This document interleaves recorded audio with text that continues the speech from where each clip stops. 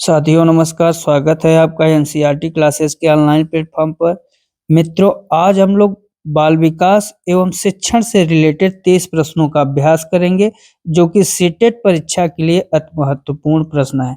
मित्रों, आप लोग पूरा वीडियो देखिए और अपने उत्तर कमेंट में जरूर बताइए। जो नए भाई बहन हैं वो चैनल को सब्सक्राइब जरूर कर लें। तो चलिए शुरू करते हैं। आज का पहला प्रश्न आपकी स्क्रीन।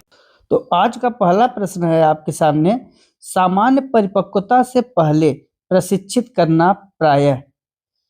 अगर परिपक्वता से पहले आप प्रशिक्षित करेंगे किसी को, तो वह हमेशा क्या होता है, हानिकारक होता है। क्यों होता है? क्योंकि बालक पूर्ण रूप से अपनी इंद्रियों को सक्रिय नहीं किया है और आप उसे प्रशिक्षित कर रहे हैं, तो क्या होगा? अब जैसे पहले ऑप्शन में लाभकारी लिखा है इसलिए गलत है, यहाँ दीर्घकालिक लाभकारी लिखा है इसलिए गलत है, यहाँ पर हानिकारक लिखा है। बिल्कुल आपका सी ऑप्शन सही है। चूंकि परिपक्वता से पहले आप प्रशिक्षित करेंगे उस बालक को जिसकी अभी इंद्रियां सक्रिय नहीं है, तो परिणाम स्वरूप उसके जो अधिगम होंगे क्या होंगे, सुचारू रूप से नहीं हो पाएंगे। तो उसमें क्या है, क्या होगा, हानिकारक होगा। नेक्स्ट क्वेश्चन, नेक्स्ट है, बाल्यकाल होता है जन्म से लेकर 3 वर्ष की आयु तक। बिल्कुल, तीसरे से वर्ष से 6 वर्ष की आयु जो बाल्यकाल होता है वो 6 वर्ष से लेकर 12 वर्ष तक होता है। कौन सा सही होगा आपका? सी ऑप्शन सही होगा। 6 से लेकर 12 वर्ष तक। जन्म से लेकर 5-6 वर्ष तक आपका होता है क्या? जन्म से 5-6 वर्ष। जन्म से 5 से 6 वर्ष, लेकिन आप लोग 5 ही वर्ष मानिए। 5 वर्ष आपका होता है शैशवावस्था। उसके बाद 6 वर्ष से 12 वर्ष तक आपका बाल्यावस्था। 12 वर्ष से 18 वर्ष तक आपका होता है किशोरा। और 18 से फिर 40 तक आपका कौन सा अवस्था होगा? प्रौढ़ावस्था। कौन सा ऑप्शन आपका सही होगा? सी ऑप्शन सही हो जाएगा। नेक्स्ट क्वेश्चन, विद्यार्थियों को विद्यालय में खेल क्यों खेलने चाहिए? अगर हम लोग विद्यालय में खेल का आयोजन करेंगे तो इससे 2 फायदा होता है। क्या क्या? एक तो बच्चे में समायोजन की क्षमता बढ़ती है। समायोजन की क्षमता का मतलब बच्चा एक दूसरे से मदद करता है एक दूसरे का, और दूसरा है उसके शारीरिक संतुलन का विकास सही ढंग से होता है। कौन सा ऑप्शन सही होगा? उन्हें शारीरिक रूप से सशक्त बनाएगा। बिल्कुल सही तो है, लेकिन दोनों भावना हो, शिक्षकों का काम आसान करेगा, ये गलत है। समय बिताने के लिए बिल्कुल गलत। यह सहयोग एवं शारीरिक संतुलन का विकास करेगा। बिल्कुल आपका डी ऑप्शन सही है। नेक्स्ट क्वेश्चन, नेक्स्ट है आपका, निम्नलिखित में से अधिगम संबंधी कौन सा कथन सही। अब जैसे यहाँ पे नहीं है तो यहाँ जरूर आप हाईलाइट करिए नहीं को। इसे उचित वातावरण चाहिए। जो अधिगम है, अधिगम के लिए उचित वातावरण का होना बहुत जरूरी है। अगर वातावरण सही नहीं रहेगा तो फिर अधिगम ठीक से नहीं हो पाएगा। इसलिए आपका ये सही है, लेकिन प्रश्न के अनुसार गलत है। परिपक्वता का इससे कोई संबंध नहीं है। बिल्कुल अधिगम के लिए परिपक्वता का संबंध है, इसलिए आपका प्रश्न के अनुसार यही विकल्प सही है। ठीक, तो कौन सा ऑप्शन सही है आपका? B option. और तीसरा है, सहायक सामग्री अधिगम में मदद करती है। बिल्कुल सही। अधिगम प्रक्रिया में प्रेरणा महत्वपूर्ण है, ये भी सही। तो ए बी सी अधिगम की दृष्टि से महत्वपूर्ण है, लेकिन जो प्रश्न है प्रश्न में नहीं है, तो आपका उत्तर क्या होगा? बी ऑप्शन सही हो जाएगा। नेक्स्ट क्वेश्चन, शिक्षा बच्चों की सहायक होती है उनके शारीरिक विकास में। यहाँ देखिए, केवल शारीरिक विकास में नहीं, सर्वांगीण विकास में होती है सहायक। तो सी ऑप्शन आपका सही हो जाएगा। नेक्स्ट क्वेश्चन, शिक्षण सबसे अधिक प्रभावी होता है जब विद्यार्थी विषय में रुचि लेते हैं। बिल्कुल अभी सही जा रहा है।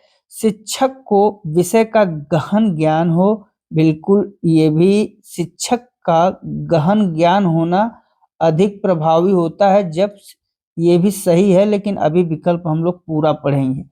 विद्यार्थियों को उनके मानसिक स्तर के अनुरूप अगर शिक्षा दी जाए, वो सबसे प्रभावी होता है। और बिल्कुल सी ऑप्शन आपका सही है, क्योंकि जो शिक्षण है, शिक्षण सबसे अधिक प्रभावी तब हो जाएगा जब विद्यार्थियों के उनके मानसिक स्तर के अनुरूप शिक्षा दी जाए। शिक्षक के अंदर कितना ज्ञान है, गहन ज्ञान है, वो मायने नहीं रखता है।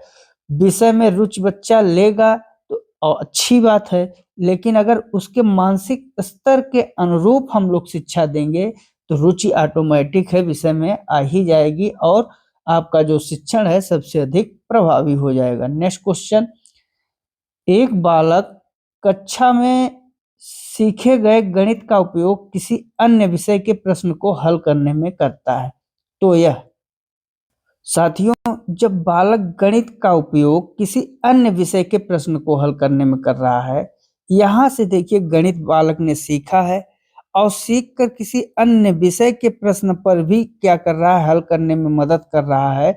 इसका मतलब सकारात्मक अधिगम की ओर हम लोग बच्चा जा रहा है। किसके ओर?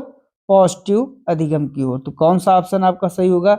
अधिगम का सकारात्मक स्थानांतरण। बिल्कुल ए ऑप्शन ही आपका सही होगा, क्योंकि सकारात्मक स्थानांतरण हो रहा है गणित के प्रश्नों को अन्य विषय के प्रश्न के हल करने में उपयोग कर रहा है। तो यह कथन अधिगम का सकारात्मक स्थानांतरण है। नेक्स्ट क्वेश्चन, निम्नलिखित में से कौन सा कारक बच्चे के संवेगात्मक विकास को सबसे कम प्रभावित करने वाला है? संवेगात्मक की जगह संवेगात्मक हम लोग कर लें, यहाँ संवेगात्मक होगा, विकास को सबसे कम प्रभावित करता है। परिवार जो है, बच्चे के संवेगात्मक विकास में सबसे अधिक रोल किसका होता है? परिवार का सर्वाधिक प्रभावित करता है। आर्थिक स्थिति भी प्रभावित करती है, स्वास्थ्य भी प्रभावित करता है। स्वास्थ्य सही नहीं होगा तो बच्चा कैसे खेलेगा कूदेगा, या उसका और विकास भी कैसे होगा। लेकिन ये जो खेल कूद है, ये उतना प्रभावित करता तो है, लेकिन उतना प्रभावित नहीं करता। यहाँ कम की बात कर रहा है, तो कौन सा ऑप्शन? डी ऑप्शन आपका सही होगा, खेल कूद। अगर परिवार, आर्थिक स्थिति, स्वास्थ्य, ये सबसे ज्यादा प्रभावित करते हैं। नेक्स्ट, कोहलबर्ग के अनुसार वह स्तर जिसमें बालक की नैतिकता दंड के भय से नियंत्रित रहती है। अभी हम लोग कोहलबर्ग के सिद्धांत और 50 प्रश्न को जो कराए हैं, आप जाके लिंक में वीडियो होगा उसको जरूर देखिएगा। तो हम लोगों ने बहुत विस्तार पूर्वक कोहलबर्ग के सिद्धांत के बारे में वहां चर्चा किया हुआ है। ये जो दंड का भय होता है, दंड का भय बच्चे को कब होता है? पूर्व नैतिक अवस्था में। कौन सा ऑप्शन आपका? ए ऑप्शन ही सही होगा, पूर्व नैतिक अवस्था में दंड का भय रहेगा, आज्ञा पालन दोनों। नेक्स्ट क्वेश्चन, नेक्स्ट है आपका, पियाजे के संज्ञानात्मक विकास के 4 चरणों में कौन सा सम्मिलित नहीं है? इंद्रियगामक अवस्था पियाजे के संज्ञानात्मक विकास का पहला चरण, फिर पूर्व संक्रियात्मक, उत्तर संक्रियात्मक और अमूर्त संक्रियात्मक। तो जो यहाँ पे पियाजे हैं, पियाजे के अनुसार उत्तर संक्रियात्मक नहीं है।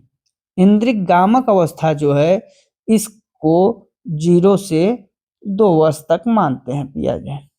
पूर्व संक्रियात्मक को 2 से 7 वर्ष तक। उत्तर संक्रियात्मक अवस्था नहीं है। फिर आपका अमूर्त संक्रियात्मक अवस्था है, जो 7 से 11 वर्ष। और एक औपचारिक संक्रियात्मक अवस्था है 11 वर्ष के बाद। नेक्स्ट क्वेश्चन है, निम्नलिखित में से कौन सा कथन सत्य नहीं है? अब देखिए नहीं है, इसलिए हमने यहाँ पर क्या किया, हाईलाइट किया नहीं को। पहला ऑप्शन क्या कह रहा है कि जो विकास और वृद्धि है एक दूसरे के पर्यायवाची हैं। ये विकास और वृद्धि एक दूसरे के पर्यायवाची नहीं है, क्योंकि विकास क्या है? सतत चलने वाली प्रक्रिया है जो व्यक्ति के व्यवहार एवं कार्य को गुणात्मक वृद्धि से संबंधित होती है। तो वृद्धि जो है आपका एक निश्चित टाइम के लिए होता है, निश्चित समय के लिए, लेकिन विकास सतत चलने वाली प्रक्रिया। और यहाँ पर्यायवाची दिया हुआ है, इसलिए आपका यही उत्तर हो जाएगा प्रश्न के अनुसार। कौन सा ऑप्शन? A option. विकास एक सतत प्रक्रिया है, वृद्धि विकास का ही एक भाग है, बिल्कुल है, भाग है, लेकिन जो वृद्धि है ये निश्चित समय तक चलने वाली प्रक्रिया है। Next question. नेक्स्ट है आपका, निम्नलिखित में से कौन सी नैतिक आदत नहीं है? सत्य बोलना नैतिक आदत है, बिल्कुल है। सहानुभूति दिखाना नैतिक है। जीवों पर दया दिखाना नैतिक है, लेकिन सही उच्चारण करना ये नैतिक नहीं है। और यहाँ यही पूछ रहा है, इसलिए आपका कौन सा? सी ऑप्शन सही हो जाएगा। सही उच्चारण न कर पाना ये आपका एक भाषा विकार है। क्या है? भाषा विकार। और ये अभ्यास के द्वारा दूर किया जा सकता है। नेक्स्ट क्वेश्चन आपका, निम्नलिखित में से कौन सा विकल्प शिक्षा मनोविज्ञान की एक सीमा है? बाल विकास की विभिन्न अवस्थाओं का ज्ञान होना, कक्षा की समस्याओं का समाधान, बालक केंद्रित शिक्षा, वैयक्तिक विभिन्नताओं की समस्या जो है ये आपका वैयक्तिक विभिन्नताओं की सीमा को हम लोग शिक्षा मनोविज्ञान की एक सीमा के रूप में जानते हैं, मानते हैं। कौन सा? डी ऑप्शन आपका सही हो जाएगा। नेक्स्ट क्वेश्चन, निम्नलिखित में से कौन सा विकल्प अधिगम के संबंध में सही नहीं? अधिगम एक समायोजन है, बिल्कुल समायोजन है। अधिगम सिर्फ मतलब ओनली, केवल। और ये आपका हमने कहा था जब केवल आ जाएगा तो यही सही नहीं होगा, अर्थात यहाँ से बी ऑप्शन सही है। कौन सा? बी। अधिगम विकास है, बिल्कुल है। अधिगम परिपक्वता है, बिल्कुल है। कौन सा सही नहीं है? अधिगम सिर्फ ज्ञान प्राप्ति है, ये गलत है। और प्रश्न के अनुसार बी ऑप्शन ही आपका उत्तर है। Next question. नेक्स्ट है, केस अध्ययन विधि में विधि के संबंध में क्या सही नहीं है? अब फिर यहाँ नहीं आ गया। केस अध्ययन क्या था? एक वैज्ञानिक विधि है, बिल्कुल एक वैज्ञानिक विधि है। यह विधि बहुजटिल होती है। यह जो विधि है जटिल नहीं होती, इसके द्वारा किसी भी समस्या का समाधान किया जा सकता है, और यही गलत लिखा हुआ है। कौन सा ऑप्शन? बी ऑप्शन आपका प्रश्न के अनुसार सही हो जाएगा। Next question. नेक्स्ट है, कक्षा 3 के विद्यार्थियों के लिए निम्नलिखित में से शिक्षण का सबसे अच्छा तरीका कौन सा होगा? प्रयोगशाला विधि, ये उच्च स्तरीय बच्चों के लिए होता है। समूह वार्तालाप, अब कक्षा 3 का बच्चा है, ठीक है, लेकिन उतना अभी हम और ऑप्शन देख लें। व्याख्यान विधि, जो व्याख्यान विधि है उच्च स्तर के लिए है। सृजनात्मक क्रियाकलाप, कक्षा 3 के विद्यार्थियों के लिए सबसे अच्छा होता है कैसा? सृजनात्मक क्रियाकलाप द्वारा शिक्षा देना। इसमें क्या होता है? विद्यार्थी खुद करके सीखता है। क्या? विद्यार्थी स्वयं करके सीखता है, स्वयं करके सीखता है, जिससे क्या होगा? बच्चे को प्रत्यक्ष अनुभव और ज्ञान होगा। नेक्स्ट क्वेश्चन, निम्नलिखित में से कौन सी एक बालक की मनोगत्यात्मक गतिविधि नहीं होती है? फिर से आ गया आपका खेलना, ये मनोगत्यात्मक है, बिल्कुल। संज्ञानात्मक विकास को सही ढंग से निर्धारित करता है। गेंद फेंकना, लिखना भी है। सोचना, जो सोचना है, सोचना आपका गत्यात्मक विधि में नहीं आता, इसलिए कौन सा? डी ऑप्शन सही है। खेलना आएगा, गेंद फेंकना आएगा, लिखना होगा। ये सोचना आपका गतिविधि नहीं है, ये मनोस्थिति है, मनोस्थिति। कौन सा ऑप्शन सही है? आपका डी ऑप्शन सही हो गया। नेक्स्ट क्वेश्चन, बच्चों के संज्ञानात्मक विकास को सबसे अच्छे तरीके से कहाँ परिभाषित किया जा सकता है? इसके लिए सबसे अच्छा होता है कक्षा, कक्ष एवं वातावरण या विद्यालय। कक्षा, कक्ष, वातावरण या विद्यालय। कौन सा होगा आपका? डी ऑप्शन सही हो जाएगा, बिल्कुल विद्यालय एवं कक्षा है। नेक्स्ट, बुद्धिलब्धि संबंधी विभिन्नताओं में कौन सम्मिलित नहीं है? बुद्धिलब्ध में औसत आय, बिल्कुल बुद्धिमान, औसत बुद्धिमान, बुद्धिमान, ये कला में रुचि नहीं है। तो कौन सा? सी ऑप्शन आपका सही होगा, मंद बुद्धि तो है। नेक्स्ट क्वेश्चन, नेक्स्ट है आपका, निम्नलिखित में से बौद्धिक वातावरण को प्रभावित करने वाला सबसे महत्वपूर्ण कारक कौन सा है? बौद्धिक वातावरण को प्रभावित करने वाला सबसे महत्वपूर्ण कारक कौन सा है? और इसका विद्यालय का वातावरण, बिल्कुल परिवार का वातावरण। परिवार का वातावरण समाज के लिए ज्यादा उचित पड़ेगा। कौन सा? ए ऑप्शन आपका सही हो जाएगा।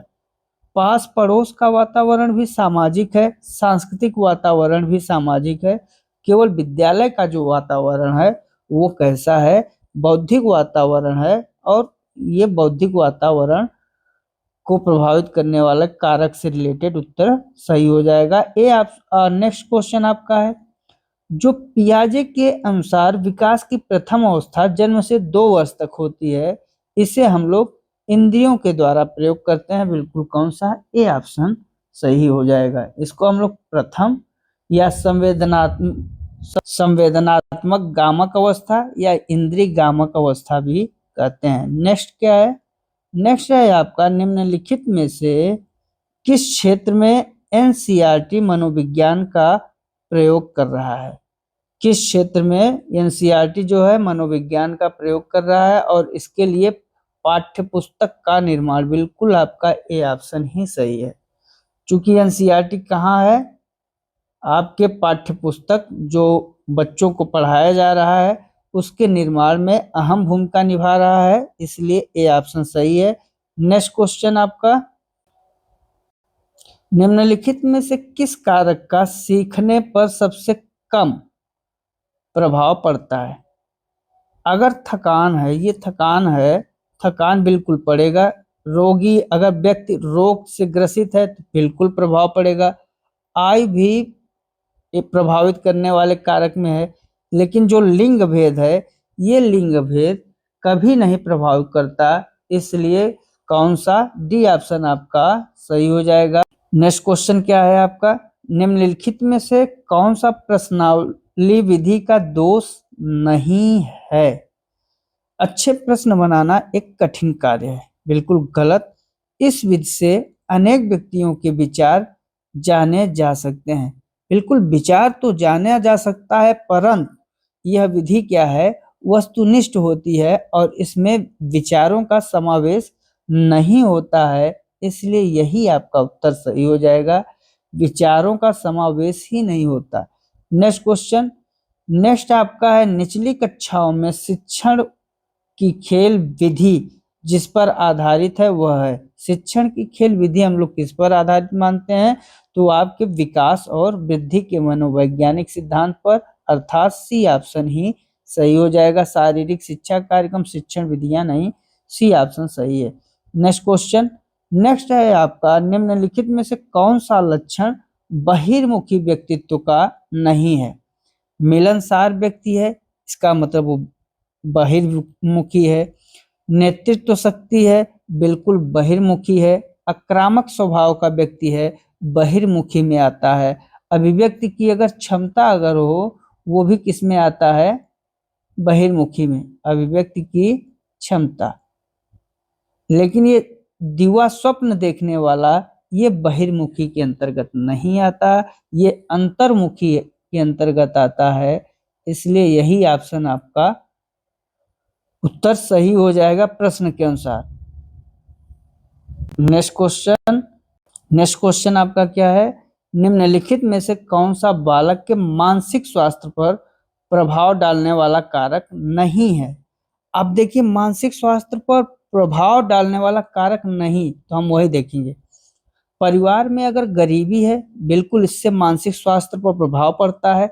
कक्षा में नींद आना, ये आपका नहीं है। तो कौन सा उत्तर? बी ऑप्शन आपका सही हो जाएगा। नेक्स्ट क्वेश्चन, नेक्स्ट है निम्नलिखित में से कौन सी अभिवृत्ति की विशेषता नहीं है? अब यहाँ अभिवृत्ति की विशेषता नहीं है, यह प्रेरणात्मक होती है। बिल्कुल, जो अभिव्यक्ति होती है क्या होती है?